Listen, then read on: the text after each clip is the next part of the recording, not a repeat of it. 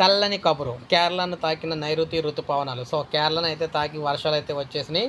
దేశ ప్రజలకు వాతావరణ శాఖ చల్లని కబురు అందించింది. దేశ వ్యవసాయ ఆధారిత ఆర్థిక వ్యవస్థకు జీవనాడైన నైరుతి ఋతుపవనాలు అయితే దేశంలోకి ఎంటర్ అయిపోయినాయి. కేరళను అయితే తాకాయి అనమాట.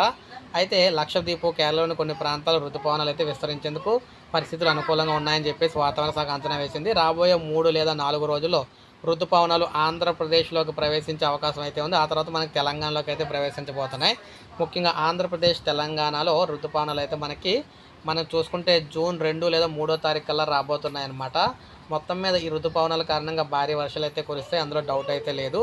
అయితే ఈ వర్షాల కోసం అందరూ ఎదురు చూస్తున్న ఓ పక్కన విపరీతమైన వేడి కారణంగా మొత్తం అందరూ కూడా సో ఈ నేపథ్యంలో మరొక 2-3 రోజుల్లో భారీగా వర్షాలు అయితే రాబోతున్నాయి. మొట్టమొదటి ఋతుపవన వర్షాలు ఏపీ తెలంగాణకు అయితే రాబోతున్నాయని మనకు క్లియర్గా అయితే తెలుస్తుంది. సో ఋతుపవనాలు అయితే దిగిపోయి అనమాట. సో ఇది మనకు లేటెస్ట్ వెదర్ రిపోర్టు. ఒక లైక్ చేయండి, సబ్స్క్రైబ్ చేసుకోకపోతే మన ఛానల్ సబ్స్క్రైబ్ చేసుకొని ఫాలో అవుతారు.